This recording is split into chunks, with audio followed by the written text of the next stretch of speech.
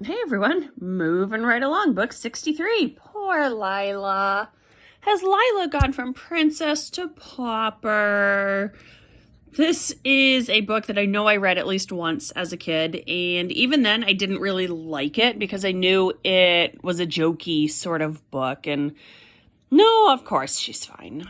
So even though, having said that, I know I've read this book at least twice, probably more than that, and I still can't decide if poor in the title means feeling pity for or does it mean lack of money. I'm still not sure, and I do think that's a clever play on words that I like to think I'm pretty good with words, and I still can't discern which meaning they're using. So this cover concerns me a little bit. We have Lila on the floor with a very, very vacant look in her eyes, and up against the wall sure looks like Mandy, but it's actually Melissa McCormick and Elizabeth in the green. And Elizabeth and Melissa are way too happy considering they are cleaning a public bathroom. I'm with Lila here. Although this particular scene never happened because Lila cleaned the mirrors.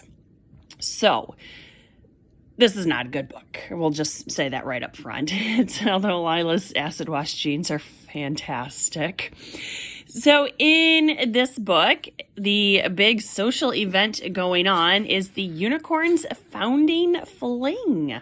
Evidently, they have a party every year to celebrate a great moment in history, the founding of the Unicorn Club. Place, Lila Fowler's estate, not just her house. Time, Saturday, 2 p.m. Dress, formal or fun? Those are pretty different things when it comes to getting dressed. Don't miss the most spectacular party in the history of Sweet Valley. So it winds up that Lila has invited pretty much the entire school to celebrate how great the unicorns are. And we find out that actually last year Tamara had hosted this party, and the year before Janet had hosted it. So that's interesting. We've never heard about this party before. And Lila, of course, is determined to make hers the greatest party ever. And she decides that they need to have a purple hot air balloon.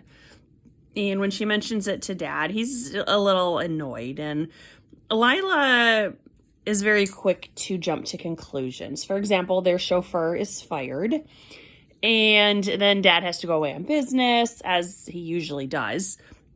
And then at one point she hears Dad mentioning a particular deal or purchase, and he says he lost a fortune on that. And I think adult readers can all figure out that by fortune, he's speaking hyperbolically. But Lila thinks that he's being literal and he lost all of their money on one deal. It's like, come on, for as rich as he is supposed to be, I think he would have a diversified portfolio. So one particular deal is not going to bankrupt him. And of course, it turns out that Lila is going to overdo everything. She is going to start carrying paper bag lunches to school. And she asks Melissa McCormick to be her poverty advisor. And that's really not okay to say. It just really speaks to how completely out of touch with reality Lila has become. And then she decides that she's going to turn the party into a homemade party. And they're going to play pin the tail on the unicorn. And it's just a couple days out. And she decides that, well, she should probably call the caterers and cancel. It's like, Lila, stuff like that needs to happen more than a couple days out. So Dad loses the deposit. And the other side story, the other plot point going on, and they're trying to juxtapose the two, whereas Lila believes she's poor, and then they run into people who are actually much worse off. And the kids being Elizabeth, she drags Melissa along. They've been working at a homeless shelter, and they are watching the kids while the parents are out looking for jobs. I don't think it works that way. And I mean, of course, looking for jobs in the 2020s is very different than looking for a job in 1992. But even still, in a big community like Los Angeles, I don't think that's really how it works. But, they drag along Lila one day and she gets to meet the kids. And one of the little boys, at first they think he's stealing food, but then they find out he's actually taking it to his dog that he had chained up in the alley. And do-gooder Elizabeth temporarily adopts the dog until the little boy and his dad can get their house. And then Lila invites all the kids to the party because she figures none of her real friends are going to be there. So she may as well invite the kids and not waste all her efforts. And of course, this little boy's dad is a mechanic. And we find out that the chauffeur had been pocketing the money that dad had been giving him towards repairs. So that's why he was fired. And this little boy's dad is going to be the new chauffeur. And then the dog goes home, and Jessica reminds us that she hates dogs, and that concerns me. I know Jessica's not a good person, but the fact that she just outright says she hates dogs, that's concerning. Isn't that like the first sign that someone's going to become a serial killer? And, so then Lila talks to Dad, and, Dad surprised her getting the hot air balloon after all, because spoiled. And she had been making cupcakes, and Dad said, well, why are you making that? The caterers are making a 3-tiered cake. And it's like, is Lila getting married here? Is she secretly having a quinceañera party? This is not normal behavior. So he gets her the hot air balloon, and she realizes the unicorns actually like her, even if she doesn't have money. And then Dad says, oh, well, why were you worried? That was just one deal, and you win some, you lose some. And there was actually another business transaction that went even better. So actually, we're richer now than we ever were.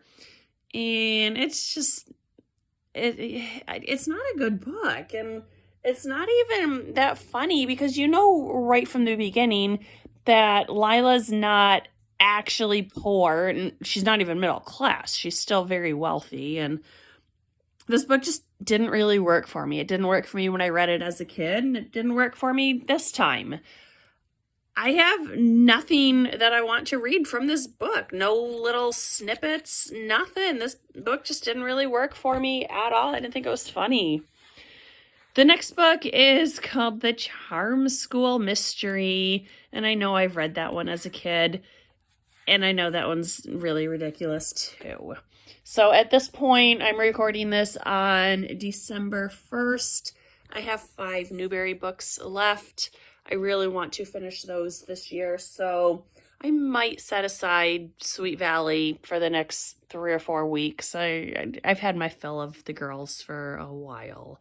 So this one, don't waste your time. It's not good. Unless you love Lila, who is that? So I will get to the Charm School Mystery, although I already know the ending of it, so I don't think I can call it a mystery. So the Charm School Story. I'll get to that one maybe in a couple weeks. I don't know. We'll see. This one, poor Lila. Poor us for reading this drivel. So thanks for watching. Bye.